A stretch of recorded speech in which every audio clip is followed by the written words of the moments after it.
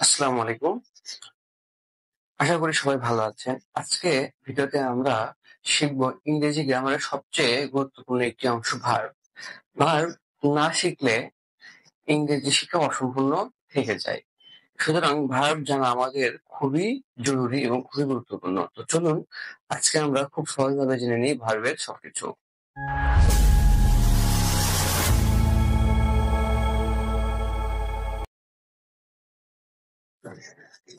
আচ্ছা, আমরা এখানে অলরেডি লিখছি ভার্ব। ভার্বের সংজ্ঞাটা কি? কোনো কাজ করা, হওয়া বা অবস্থা। কি? কোনো কাজ করা, হওয়া বা অবস্থাকে কি বলে? ভার্ব বলে। কোনো কাজ করা, হওয়া বা অবস্থাকে আমরা বলছি কি? ভার্ব। তাহলে ভার্ব গুলো কি কি আমরা একটু দেখা যাক। কিছু কিছু আমরা উদাহরণ লিখি। যেমন go, know, do,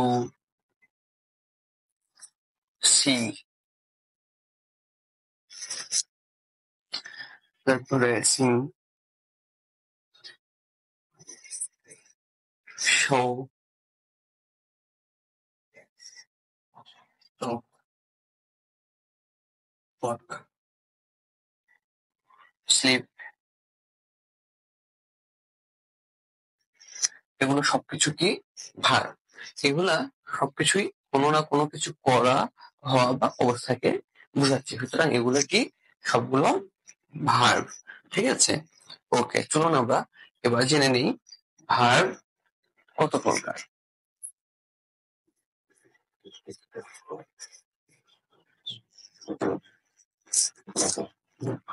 তাহলে ভার্ব কত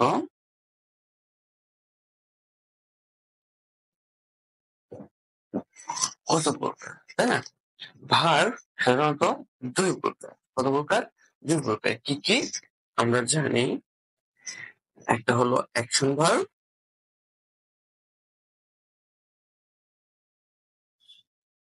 আর একটা কি? নন অ্যাকশন ভার্ব।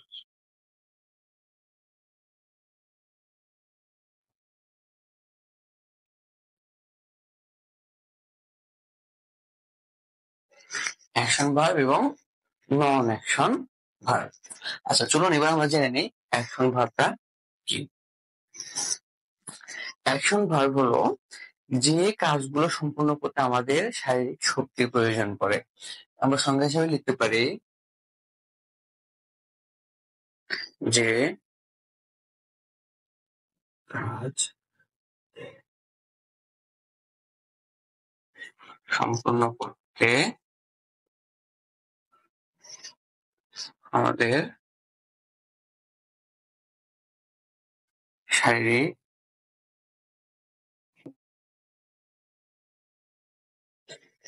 শক্তির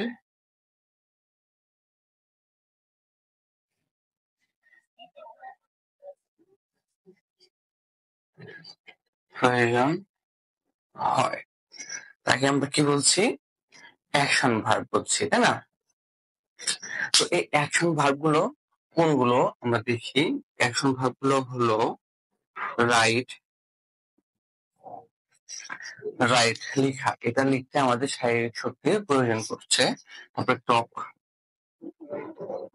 কথা বলতে আমাদের শারীরিক শক্তির প্রয়োজন পড়ছে। তারপরে আমরা ইট, খেতেও আমাদের শারীরিক শক্তির প্রয়োজন পড়ে। তারপরে আছে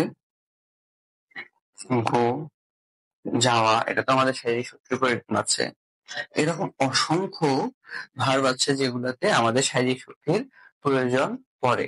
সুতরাং যেগুলো কাজ সম্পাদন করতে বা সম্পূর্ণ করতে শারীরিক শক্তির প্রয়োজন হয় সেগুলোকে আমরা কি বলবো? Action verb. ওকে, আচ্ছা, এবার আমরা জেনে নিই নন অ্যাকশন ভার্বটা কি।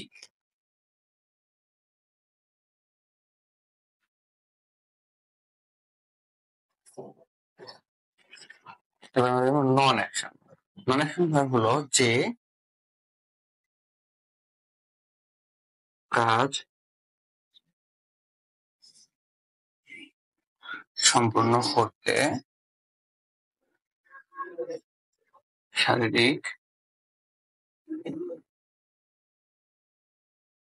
শক্তির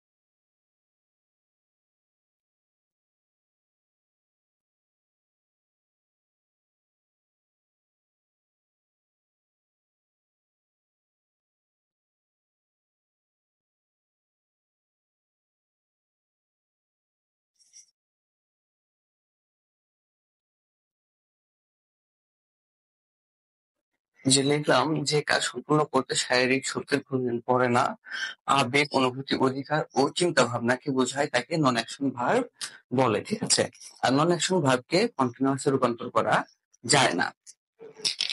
আচ্ছা, আমরা দেখি নন অ্যাকশন ভার্বের উদাহরণ দিয়ে আমরা কিছু, যেমন সি।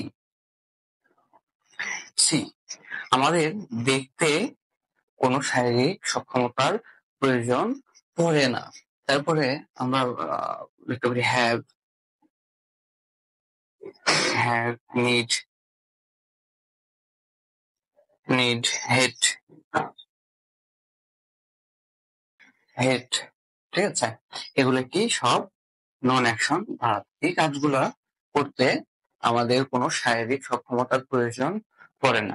সুতরাং আমরা কি জানলাম, যে কাজগুলো করতে আমাদের শারীরিক সক্ষমতার প্রয়োজন পড়ে সেগুলোকে আমরা বলবো অ্যাকশন ভার্ব, আর যেগুলা কাজ সম্পাদন করতে বা সম্পূর্ণ করতে আমাদের শারীরিক কোনো শক্তির প্রয়োজন পড়ে না সেগুলোকে আমরা বলবো নন অ্যাকশন ভার্ব।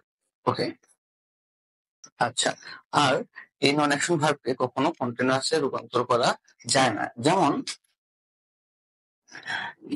আমরা এটা লিখতে পারবো না, যেমন আই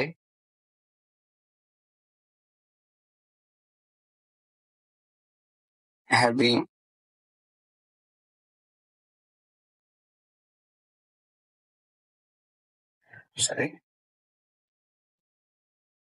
I am